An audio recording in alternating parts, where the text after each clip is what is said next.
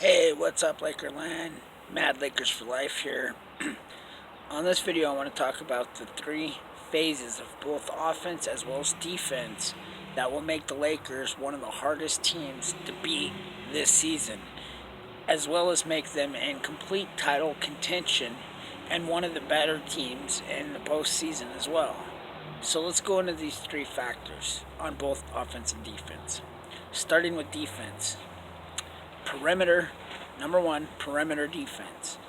Okay, this is the ability to challenge dribbles, to challenge shots, to make things difficult for opposing guards and wings. So you look at who we have here. We have Avery Bradley. Okay, we have Danny Green. We have KCP. These guys are all really great perimeter defenders. Guys that can literally make life very difficult for even some of the best scorers in the NBA. Now, on top of that, you have Cook, you have Daniels, who are both pretty good defenders as well, especially off the dribble, trying to steal the pass and such and such. And then you have Kuzma as well as LeBron that are decent. Okay, they could be a little bit better, but they're decent.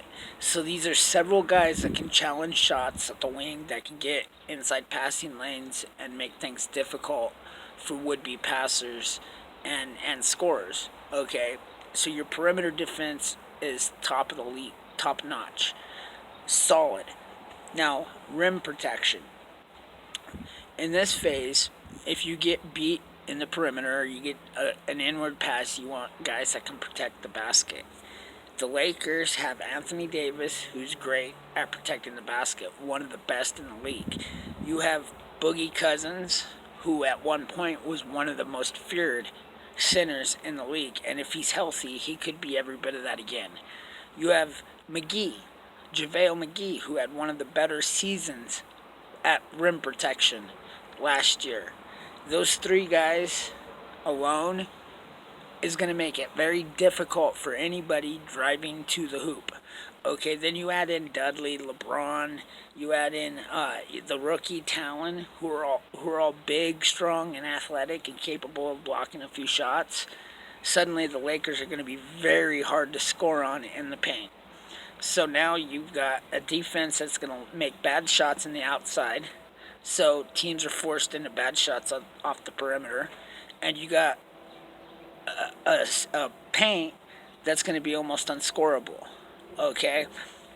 Now the third and final phase is defensive rebounds, because if you're forcing an opponent to jack up bad shots, you want guys that are capable of making rebounds. Well, you're going to have Anthony Davis there, who's a great defensive rebounder. He's a great rebounder, period. You got Cousins, who's a great rebounder when healthy. McGee's a decent rebounder. LeBron is going to be there. He's a solid rebounder. Kuzma's a decent rebounder. Rondo is one of the better point guard rebounders in the league.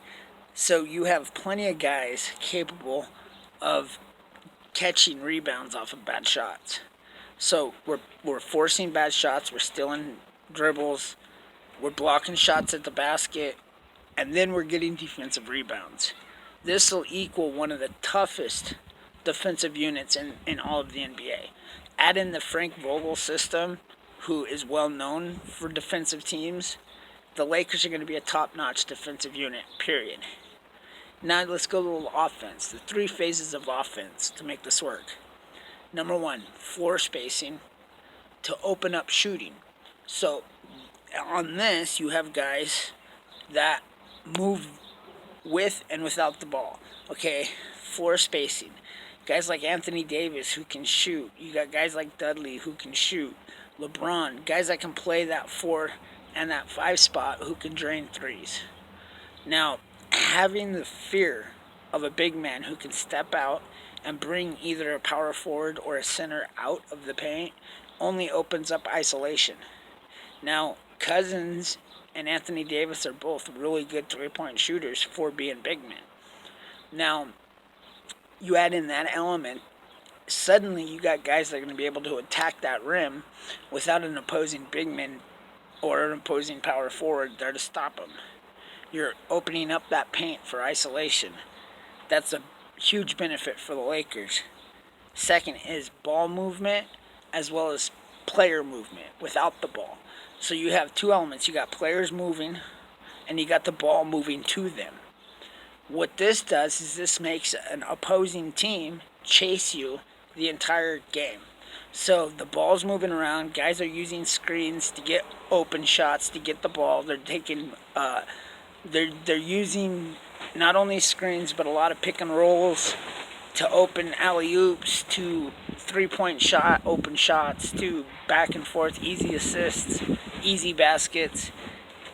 And the Lakers have a whole list of players that are capable of moving without the ball and getting open shots. They'll also have a green light to shoot those open shots. When you have players with high percentage three-pointers who can move well, space the floor, and get open three-point shots, that's going to transition into a lot of baskets.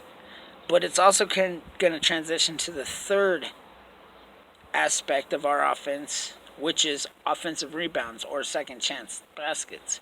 Because when you're shooting as many three-pointers as I suspect the Lakers will be shooting this year, you're going to need guys in the paint to get the rebounds off of second chance baskets.